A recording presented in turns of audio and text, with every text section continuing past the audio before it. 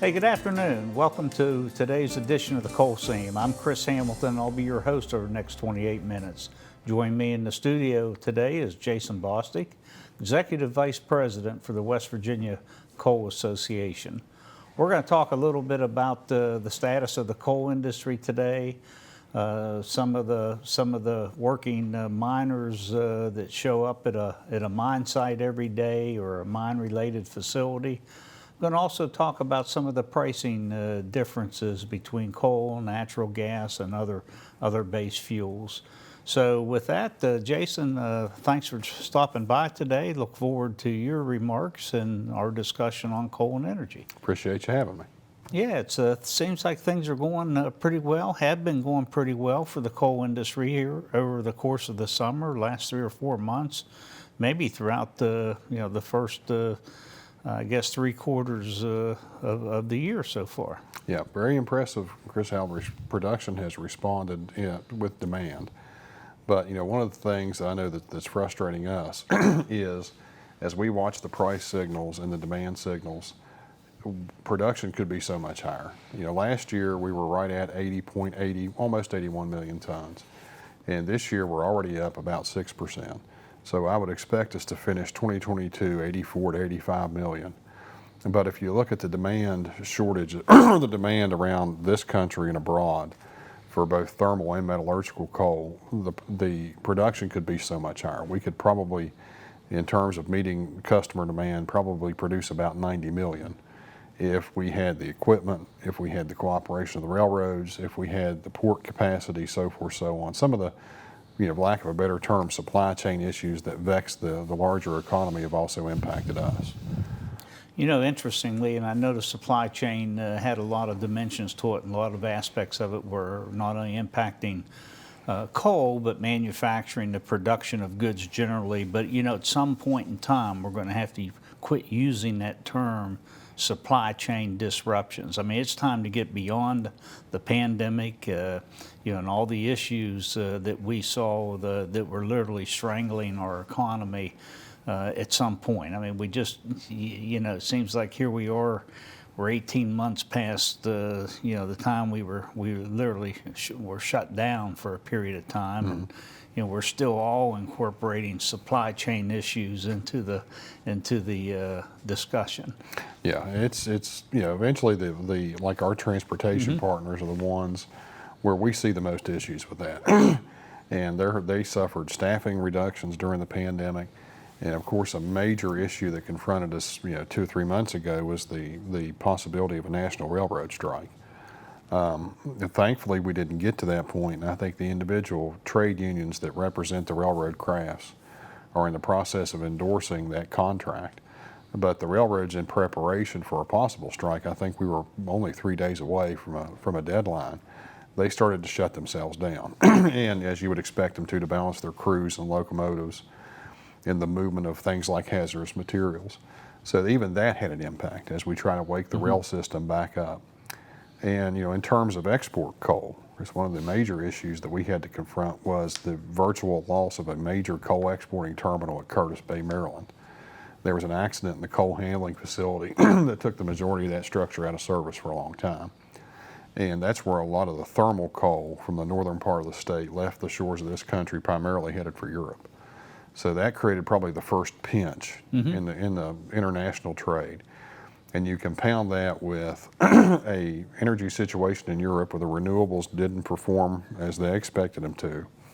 They were short on natural gas supplies, and then the Russian invasion of Ukraine just turned that energy world on its head. So we started off the year at a deficit, and then we were confronted with all these problems where the demand just skyrocketed and continues to be high. The export thermal coal prices into Europe are still at record highs. They've come down from the $400 a ton range to around, I think I looked at it this morning, it's around $326, but that's still all-time record highs. Maybe to the disappointment of our real, the core of individuals that want to transition away from coal sooner than later, but there's no reason that coal should ever fall within the immediate future here. Next 10, 15 years, it really shouldn't fall below today's production levels. No, it shouldn't. It seems like things have really plateaued out here, And with the strong markets, the high cost of gas today, the world demand that we have going on, I mean, it seems like this ought to be a safe place for West Virginia coal and for U.S. coal for that matter. I would hope so. And the situation in Europe, again, if cooler, calmer heads would look at what's going on in Europe, our goal in this country should be not to stumble our way down that same path, where they super accelerated their transition to what they termed renewable sources, but when in actuality are just intermittent sources because of their wind and their solar. And since they don't work all the time, they back those resources up with an increased reliance on natural gas.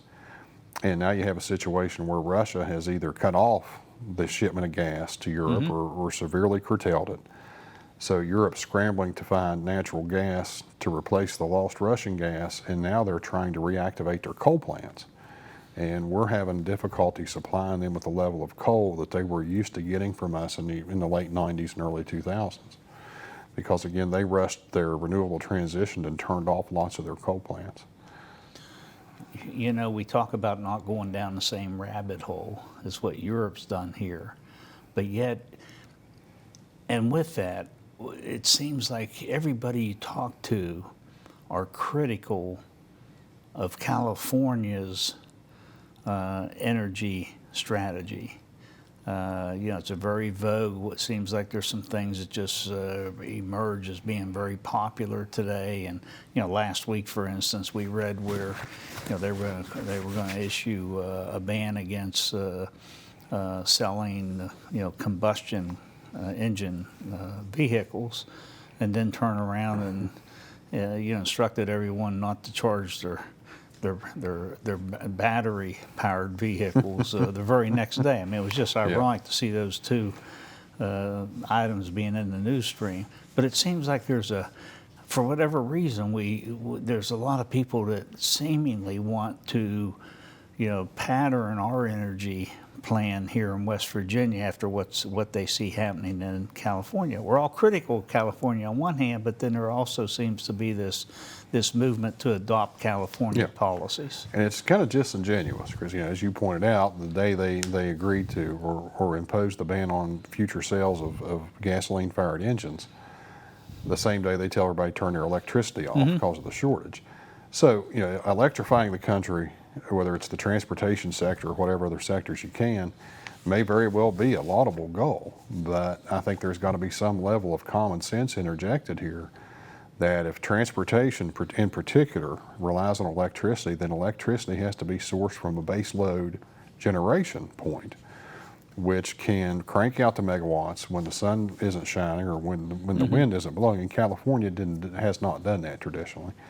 But again, they're on the European path, where you're going to ration electricity based on the time of day, and you're totally unprepared for a weather emergency. That happened in Texas, 2 years ago, I think. Even though Texas has an enormous amount of base load power, they are overly dependent, I think, on wind generation.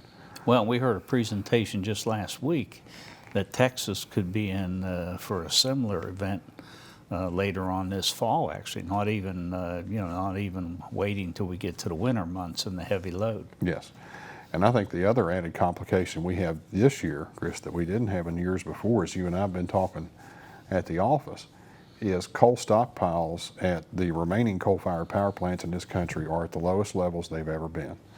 They're literally scraping the bottom of the piles with shovels to make sure that those power plants have enough fuel to run.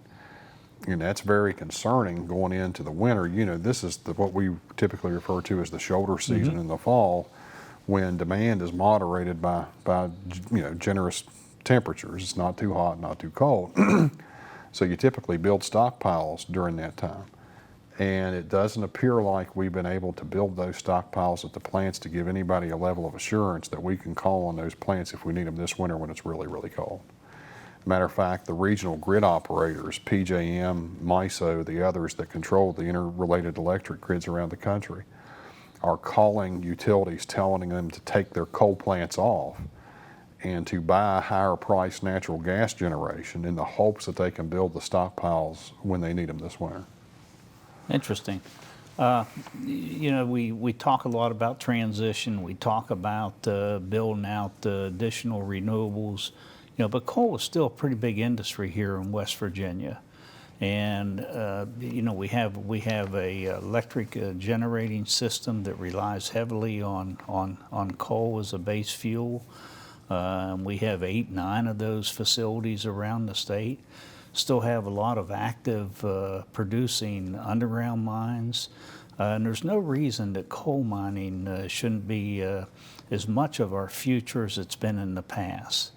You know, we might not, you know, we may not produce 180 million tons of coal on an annual basis, but we still have you know, all the major types of coal here. We have the highest grade metallurgical coal for steel making right here within our state's boundaries. We have some of the highest grade, highest quality thermal coal that you'll find anywhere. And you know, the world demand, the regional demand is growing at all-time records. You know, people are calling your office daily looking for coal from all parts of the world. I mean, it's just amazing. It just seems like on one front there's a perfect storm working for the coal industry, but you still have this downward pressure and all the chants that we respond to out there that want to transition away from coal. Yeah, Chris, as we sit at the office and we read the real, what I call the real market signals, where prices are as high as they've ever been and demand's as high as it's ever been. When you open up the newspaper or you log online and you read the daily, you know, recitation of energy stories, the narrative still hasn't changed. The narrative that our folks are confronted with that work every day at the coal mines and that we're confronted with when we work in the policy arena is still this kind of almost self-assumed, or the assumption that we're going to make a transition. You know, I believe, as I think most people do, that energy transition will occur naturally over time.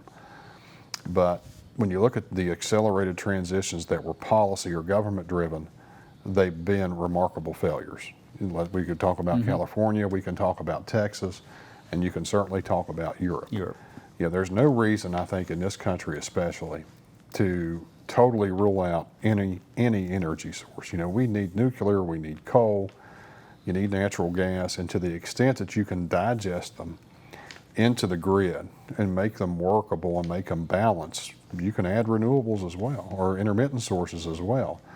But I think even the regional grid operators, like we talked about earlier, PJM, the MISOs of the world, are concerned that the rush to build renewables, and with all of the federal tax credits, including the Inflation Reduction Act incentives that were just passed, that the renewable market or the renewable build-out, intermittent build-out, will swallow the electric system. You know, they can bid into the electricity market at essentially a zero cost. And because there are so many of those solar or wind sources that do that, they can have the effect of knocking the coal plant off the generation curve for the day so it doesn't run. The problem is midday the clouds come over or the wind stops blowing and you lost that renewable or intermittent source at the beginning of the day that stopped the coal plant from running. So what's going to make the power now that the intermittent power source has disappeared? So there's got to be there's got to be a rational discussion at the federal and even the state level about balancing energy sources, because there is no magic pixie dust that can store power, as we sit here today, that can store power from a windmill for any length of time. You know, we hear all about battery technology. Battery technology has its own challenges. There's the rare earth elements to manufacture them. Batteries have to be heated and cooled to work properly. That'll require their own sources of electricity. So we have to have a rational discussion about, you know, I think we as a country should immediately stop the accelerated retirement of coal-fired power plants, because natural gas prices are as high as they've been in almost 2 decades right now. And when you look around the country and you look at the skyrocketing electricity prices, it's because of the nation's rapid transition to rely not on coal for generation, but for natural gas. So instead of continuing to skew that, We need to immediately halt the retirement of the coal-fired power plants. I mean, you know, there is another tranche of power plants, of coal plants in this country that's going to retire, and doesn't have to. It's because of, I think, accelerated environmental policy, not congressional action. Well, it's accelerated policy and also coerced policy. Yes, it's regulation. You know, to take President Biden's goal of going to a zero carbon economy. You know, it's almost, you know, it is plausible. It is something that a lot of people will submit to or agree with. But you can't do it within a 10, 15, 20-year period. No. You can't force or impose that we go to a zero carbon economy in an accelerated period of time or an unrealistic period of time. And that's what's going on right now. It is, Chris. And the other thing that people lose track of is I call it carbon shifting. So you may very well, you know, you could close a coal-fired power plant or a natural gas-fired power plant and say, okay, we now have carbon-free electricity because it comes from a windmill or a solar panel. But what you've actually done is shifted the emission or the generation of the carbon from power manufacturing to manufacturing the windmill blades, to manufacturing the solar panels, to manufacturing the steel to support both. And unfortunately, most of that's not done within the shores of this country. Now, and the other thing is you just can't have a discussion, a holistic discussion on carbon reduction without talking about China and India. That's exactly right. And you know they're using 7, 8 times more coal that we are here within the United States. They don't have the first scrubber on any of their plants. I mean, they have as many coal-fired plants under construction as what we have throughout the entire United States today. Yes, and those two countries in particular, Chris, are very, they don't discriminate when it comes to purchasing fuel. You know, one of the things, again, to go back to Europe. It's all based on cost. They'll get the cheapest fuel regardless where it comes from. That's exactly right. And if going back to Europe, and Europe kind of turned off the Russian energy supplies, whether it was gas or coal, and every single ton, in our case, every single ton of that Russian coal has found a home in China and India.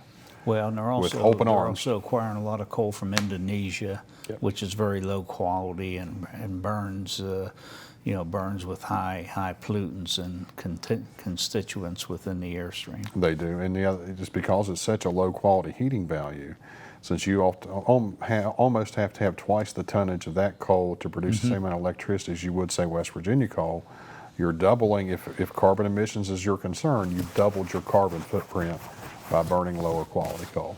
Well, you brought a couple slides with you, and we might want to shift to those. I know there's a slide that shows the number of, not just mine. We always talk about the number of miners that show up every day at a coal seam or at a coal mine to actually engage in the production cycle. But we seldom talk about all the ancillary jobs and all the tens of thousands of jobs that the industry is truly responsible for here within West Virginia. So this, I believe, is the first slide that we'll be talking about that shows that extended coal economy that goes way beyond the actual mine site. Yeah, Chris, we put this together. Chris, and you can see that the map with the black and red dots are what we traditionally associate, I think, as the general public and policymakers both, as the coal industry. These are the active coal mines where we mine coal every day and process it and move it. And of course, the red dots are the in-state coal-fired power plants. And again, that's typically how I think the public and policymakers view the coal industry. But the map with the white dots, same outline of the state, are registered contractors with the state of West Virginia that show up in some form or fashion every day on a mine site to perform some function. And for our audience out there, those are machine shops. Those are hydraulic hose repair shops. Those are mine reclamation specialists, water testing, laboratories for coal testing, for environmental testing. And mine reclamation work has, just myriad contractors, biologists, chemists, horticulture, agronomists, Yeah. The whole Miss family actually show up and participate in mine reclamation. Yeah, we were really surprised when we actually built the graphic based on the data we got from the state. I think we have a registered mine contractor in 52 or 53 of the state's 55 counties. So again, it just kind of serves to illustrate the broader impact of the coal industry. And Yeah. what is that, 600, 700 companies? 900. 900 companies today. 900 Wow. registered companies. So, in terms of pure numbers, and as you know, Chris, over the years in terms of employment reporting, the coal industry is specialized. We show up, and what are reported as coal industry employees are the men and women that mine or process the coal, true coal miners. The folks that move the coal from the mine site to the prep plant, the truck drivers, the folks that work on the belt lines, the environmental specialists, River transportation, the barge line. the barge lines, the railroaders, they all fall in different categories. So while we have 15,000 actual coal miners, underground, surface, and working at the preparation plants, we have about 60,000 other folks in the state that depend on the operation of that mine every day to get their paycheck. And again, just the aerial extent of the state, 52 out of the 55 counties, it was surprising to see it quantified that way. Again, we expect this to be clustered around the coal fields, but we even have registered mine contractors who do business in Pocahontas County. And some of these contractors are probably servicing other industries or other businesses, but predominantly the mining sector. Yes. Yeah, as you know, Chris, very capital and labor intensive industry that we have. And it requires a lot of folks to get the puzzle pieces to fit together to actually produce a ton of coal. A couple years ago, maybe 3 years ago now, there was an issue with the Pleasants Power Station up in Pleasants County. They were having some financial issues, and they actually came to the legislature, and we were part of that discussion and very supportive, if you recall. I believe the Governor Justice ultimately championed legislation to reduce their tax rate in the state. And that was all predicated on an economic impact study that was done for the Pleasants plant that showed that, in exchange for that, I think it was $11 or $12 million of tax relief, they were going to keep that plant operating, and that plant's responsible for $400 million of economic impact on an annual basis. Yeah, Chris, So it was an easy decision for our legislature to keep that community, 4 or 5 surrounding counties, healthy, whole, vibrant, people working, people participate. And I remember they had a similar map. They did. Yeah. It showed the Pleasants plant in Pleasants County, then the contractors and businesses that were all part of that facility. Yeah, Chris, and I think it was, as we've talked before, and you actually coined the term, we think of these facilities as power plants, and they've been there so long and they're just kind of constant. But what they really are factories. They just happen to manufacture megawatts. Yes. Instead of automobiles or whatever widget of the day is. They manufacture the electricity we use 24 hours 7. Yes. I mean, that is what is so underrated, if you will, or underemphasized, what they actually do. And I think, Chris, as we watch states around us that drive themselves off a cliff to intermittent target goals. Pennsylvania's preparing to do that. Virginia's already down that path. It's going to be the coal plants in West Virginia that, number one, insulate the consumers and the customers and the residents of West Virginia from price shocks. And those same coal plants will rescue our neighbors when those renewable sources or those intermittent sources fail. And I don't want the audience to misunderstand me. I don't want them to fail, but they're intermittent sources. By nature, they don't generate all the time. And there's got to be something behind a windmill or a solar panel to make sure that your lights stay on. And the coal plants in West Virginia, I hope and I think, as long as we can keep them fueled and keep them operating, they have the opportunity to do that. Well, you think about it, you know, we have these, we've been mining here for a long time, ever since and long before West Virginia became a state, actually, which is what, now approaching 160 years.